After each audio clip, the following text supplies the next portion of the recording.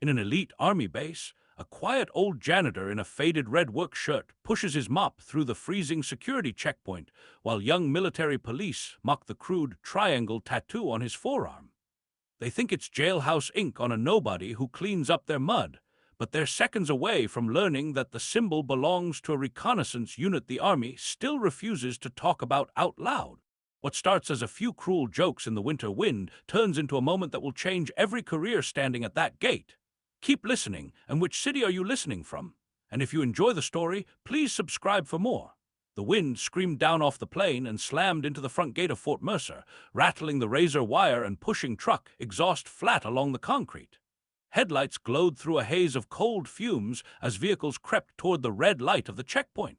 Between the idling engines and the bulletproof glass of the guard shack, an old man pushed a sloshing yellow mop bucket, boots careful on the patches of black ice.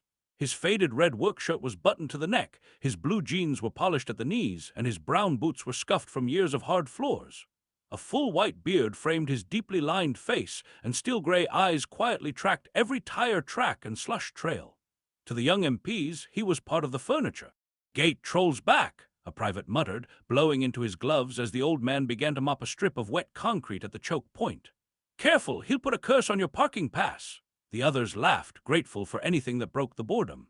Their shift sergeant, broad-shouldered and full of new stripes and new authority, watched the mop dance for a moment before his gaze slid to the old man's rolled-up sleeve.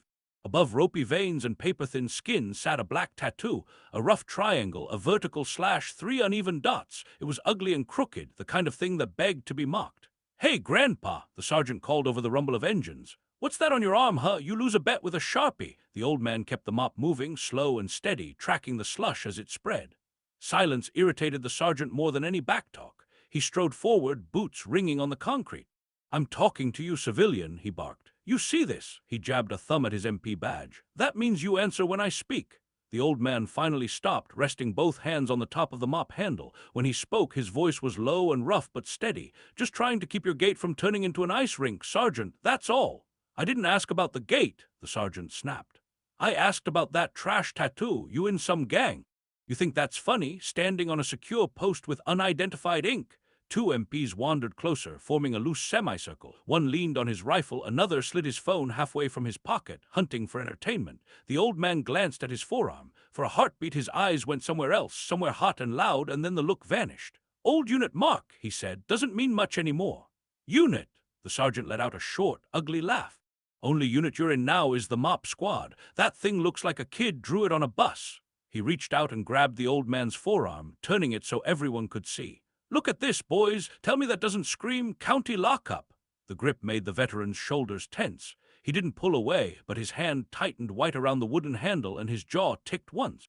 A truck rolled up and stopped, the driver holding his ID in a gloved hand, eyes flicking between the lane camera and the scene 10 feet away. The red light stayed solid. No one was really watching the traffic anymore. "Sergeant," the driver called carefully, "you want me to hold here or move?" "Kill the engine and wait," the sergeant said, still staring at the tattoo. "We've got ourselves a little security puzzle to solve." The old man didn't argue. He simply slid his arm free when the sergeant loosened his grip, then reached down and nudged the mop bucket a few inches out of the lane so it wouldn't get clipped by a bumper. "You're holding up your gate, Sergeant," he murmured. "Let me finish this strip and you can forget I was here." "Oh, I'm not forgetting you," the sergeant replied. He snatched the plastic badge from the red shirt and turned it in his gloved hand. "Let's see what kind of clearance the mop brigade thinks it needs." His eyes narrowed. "Level 5, one of the younger MPs frowned. "That's higher than ours, Sarge." "Yeah, and my pickup gets 40 miles a gallon," the sergeant scoffed. He lifted the badge toward the camera. "Checkpoint 1 to control, verify contractor badge 879. Names listed, but I want to know who signed off level 5 on a janitor." The radio hissed back almost immediately. "Checkpoint 1, badge reads valid. Access authorized by Deputy Base Commander 3 years ago. What's the problem?" The sergeant looked at the tattoo, then at the phone peeking out of his private's pocket, already recording. He heard his own voice harden. "Possible unauthorized markings that could indicate criminal or extremist affiliation. Control. Request Master at Arms to checkpoint for evaluation." The old man exhaled slowly. He'd heard that kind of phrasing before, somebody dressing up ignorance as concern. The wind seemed to fade. For a moment the cold concrete under his boots became hot broken earth. Black ice turned to red mud. The rumble of trucks dissolved into the distant thump of rotor blades and the snap of rifle fire. He was young again, bare-armed in a jungle clearing, sweat and rain running down his back. A corporal with ink-stained fingers knelt in front of him, a bit of sharpened wire in his hand and a mess-tin of dark liquid at his feet. "Hold still, man," the corporal whispered, eyes flicking toward the tree line as mortars walked closer up the ridge. "If you flinch, it'll look like a chicken. Just make it quick," the younger version of the janitor muttered, jaw clenched. "If we don't make it out, I want them to know who we were." The wire bit his skin, dragging the triangle into being, then the line through the center. "3 ways in, 1 way out," the corporal said. "Ours." Gunfire raked the trees. Someone screamed in a language he didn't know. "Now for the dots. 1 for Price, 1 for Harlan, 1 for Torres." The memory snapped like a cable under tension. The old man was back at Fort Mercer, the wind burning his cheeks. The sergeant was still talking, making the situation sound bigger than it was. "Copy, control," the radio crackled. "Master-at-arms is en route. Keep subject at checkpoint and do not allow him to approach vehicles." The sergeant clipped the handset back on his vest with a satisfied little jerk. "You hear that?" he said. "We're about to have company. Until then, you're done here. Roll your sleeves down and step away from the lane."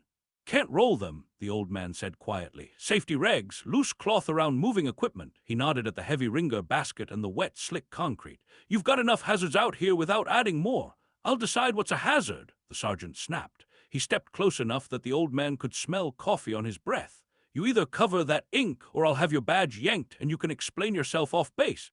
One of the privates shifted uncomfortably. "Sarge, it's freezing. Let him finish the strip. We're backed up to the road." "You want my job," the sergeant barked without looking. The private shut his mouth. The old man felt the old heat rising under his ribs, a slow, familiar burn. He'd buried it for decades under wax and detergent, under the quiet rhythm of pushing that mop. "Sergeant," he said slowly, "you're making this more than it needs to be." "No," the sergeant replied, lifting his radio again as headlights stacked deeper behind the gate. "What you and that little symbol represent, that's what worries me, and pretty soon it's going to worry someone with a lot more rank than you've ever seen." In the guard shack, the duty corporal watched the scene unfold on the camera feed, jaw tightening. He'd done 2 tours before drawing this gate assignment. He knew the difference between a threat and a man just trying to earn his pay. The triangle tattoo bothered him, but not the way the sergeant thought. It itched at his memory. He picked up the internal phone and keyed the extension for the battalion operations center. "Ops, checkpoint," he said. "I've got a situation with a contractor at the front gate. Badges level 5, signed by deputy. Sergeant's calling master-at-arms over a tattoo." "Ops here," a watch sergeant answered lazily. "We don't micromanage ink, corporal." "Yeah," the corporal replied, eyes on the monitor, "except this ink looks familiar. Triangle, vertical slash, 3 dots under it. Old hand done, ring any bells?" The line went silent for a second. Then the watch sergeant swore under his breath, the sound barely contained. "Say that again. Triangle, line, 3 dots, on an old guy with a white beard, red work shirt, blue jeans. Walks like his knees hurt, but his eyes are wide awake." Another pause, longer this time. "You got a name?" "Badge reads Mason," the corporal said. "First name smudged on the laminate looks like Daniel." On the other end of the line, the watch sergeant pushed back his chair so hard it rattled the table. A major at the map board looked up, annoyed, until he saw the color drain from the sergeant's face. "Sir," the sergeant said, covering the receiver, "we've got a contractor named Mason at the gate, old guy, and he's wearing the mark." The major straightened. "You sure?"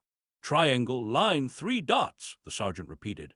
"Exactly like the picture in the classified brief. Recon detachment echo, those who were never there." The major didn't hesitate. "Call the brigade sergeant major, then call the colonel. Tell them both I said it's urgent and it's about Mason. I'll notify the master-at-arms to stand by." Back at the gate, the old man, Mason, stood with his back to the concrete barrier, mop beside him like a grounded staff, as the young sergeant paced. Vehicles idled in a growing line, some drivers out of their trucks now, stamping their feet, blowing into their hands, watching the show. "You know they're coming to take you off this post," the sergeant said, trying to mask the thin crack of nerves running through his voice. "Guys with questions you don't want to answer." Mason shrugged once. "I've answered worse questions in worse places." "Yeah," the sergeant sneered. "Like where? County jail." Mason's eyes drifted past him, past the gate, out toward the flat white fields beyond the wire. For a moment he saw not snow but tall grass bending under monsoon rain, saw not Jersey barriers but sandbags stacked around a listening post. He heard a radio hissing in his ear, a young lieutenant whispering into his mic, asking if they should fall back. He remembered saying no.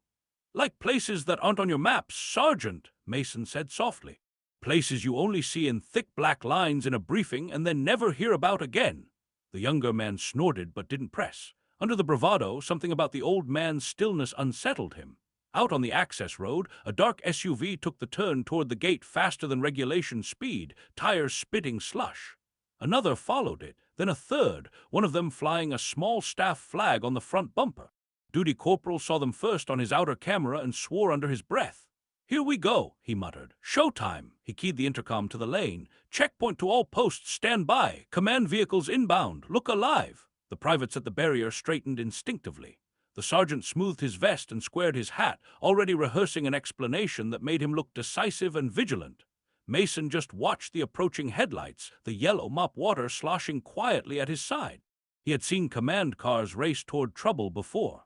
Usually they were already too late. The first SUV slid to a stop just outside the concrete teeth of the gate. Doors flew open. A tall colonel stepped out, coat half-buttoned, cover jammed on his head as if it had been grabbed on the run.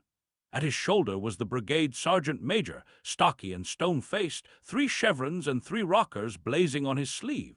Another vehicle disgorged the deputy base commander and the master-at-arms detachment, pistols holstered but eyes sharp. Every MP at the gate snapped to attention on instinct. Even the drivers waiting in line straightened a little. The sergeant jabbed a finger toward Mason. "Sir, that's the individual. Contractor Mason. Unknown tattoo, refusing to cover it, non-compliant with—" "Quiet," the colonel said without slowing, eyes locked on the old man in the red shirt. He stopped 2 paces away, studying the weathered face, the white beard, the steady gray eyes that met his without flinching.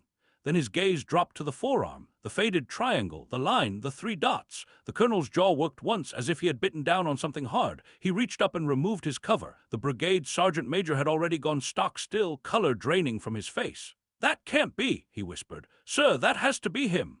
For a heartbeat, nothing moved. Then the colonel drew himself up, heels clicking together on the frozen concrete. In front of the entire checkpoint, in front of his own MPs and the long line of watching drivers, he raised his right hand in a crisp, perfect salute to the old janitor in the faded red work shirt. Mason's shoulders rolled back almost on their own. Decades fell off him like dust shaken from a blanket. He returned the salute, hand flat, fingers aligned, as easily as breathing. "Good to see you on your feet, sir," the colonel said, his voice low but carrying. "We were told you didn't like coming on post during the day." The sergeant's mouth hung open. He looked from the colonel to Mason as if the world had tilted. "Sir, what is this? He's a contractor. He," the colonel cut in, turning a glacial stare on the younger man, "is the reason my first platoon ever made it home." He turned slightly so the rest of the MPs could hear. "You boys ever hear of recon detachment, Echo?" Blank faces. A couple of shrugs. The sergeant tried to recover.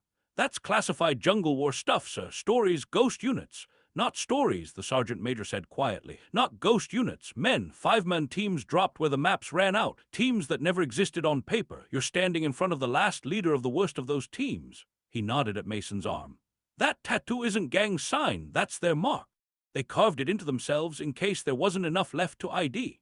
Murmurs rolled through the line of drivers and the cluster of MPs. The master-at-arms, who had arrived ready to cuff a combative contractor, now stood a little straighter, eyes wide. "Sergeant," the colonel said, voice even, "what exactly did you say to Mr. Mason before we got here?" The sergeant swallowed. The words he'd been so proud of minutes ago now lay like broken glass in his throat.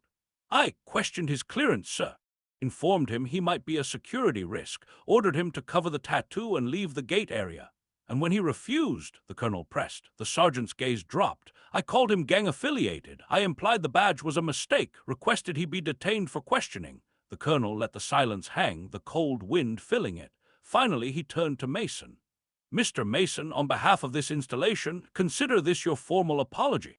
You come through my gate any time you want, with your sleeves however you want them. If anyone has a problem, they can come to my office." Mason gave a tiny nod. "Just trying to keep the ice off your concrete, Colonel," he said. "Didn't expect a parade." "You deserve more than a parade," the sergeant major muttered. "But we'll start with something simpler." He pivoted on his heel to face the MPs. "Attention!" Every back snapped straighter. "You will render honors."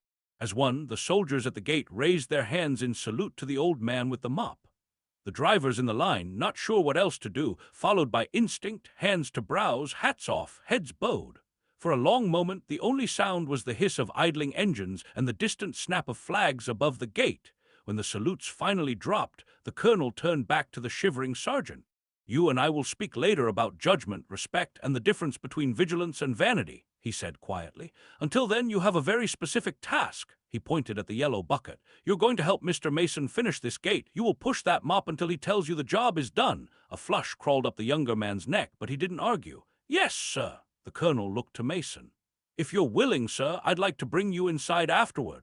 Some of the young officers need to hear how men behaved when radios were heavy and help was far away. I won't make you talk about anything you don't want to. Mason considered the offer. The wind cut through his red shirt, and his knees ached, but there was a warmth in his chest he hadn't expected to feel at a gate he usually passed through unseen. I'll give them the short version, he said. Long one takes too much coffee. A ripple of relieved laughter moved through the frozen crowd. Traffic was waved through, IDs checked quickly but carefully now, every soldier suddenly alert, not from fear but from the sense they had brushed shoulders with something bigger than orders and schedules. As the line cleared, the sergeant took the mop handle from the bucket with stiff hands. Mason watched him start on a fresh strip of wet concrete, movements clumsy in the cold. After a few passes, the old man stepped up beside him. You're flooding it, Mason said quietly. Short strokes, overlap. Sergeant tried again, following the rhythm. Yes, sir, he muttered before he could stop himself. Mason snorted softly. Don't call me sir, I work for a living. The sergeant risked a glance at the faded tattoo. I didn't know, he said. If I had, you'd have acted different, Mason finished. That's the problem. Respect isn't supposed to depend on what you know about a man. It's supposed to be where you start. The younger man swallowed. I'm sorry, he said, the words small in the winter air.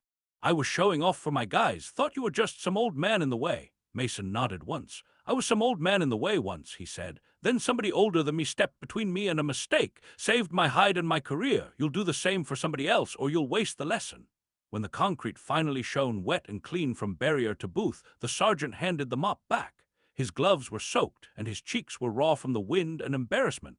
The colonel and sergeant major were waiting near the SUV. Mr. Mason, the colonel said, opening the rear door as if for a visiting dignitary, let's get you warm.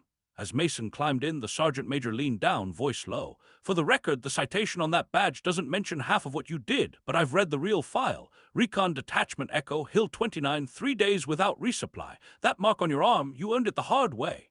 Mason shrugged slightly. So did a lot of men whose names never made it onto any wall, he said. If you want to honor us, look after these kids. Teach them better than we were taught. The sergeant major nodded, throat tight. The SUV pulled away from the gate, heading toward the heart of the base. In the mirror, Mason watched the checkpoint grow smaller. The barriers, the flag, the young MPs now checking IDs with a new kind of seriousness. One figure stood out, the sergeant, watching the departing vehicle, shoulders squared, pride dented but not destroyed. Later that week, a short line appeared in the daily training schedule, Gate Professional Conduct and Heritage Brief mandatory. The story spread faster than any official memo. The old janitor at the gate, the tattoo, the colonel's salute. Some details were exaggerated, some forgotten, but one thing stayed the same in every version. No one at Fort Mercer looked at the man in the faded red shirt the same way again. And when winter storms rolled in and he pushed his mop through the slush, more than one young soldier quietly stepped aside, offered to help with the bucket, and glanced at that crooked old triangle with something close to reverence, remembering that on any ordinary day, a legend might be the one keeping them from slipping.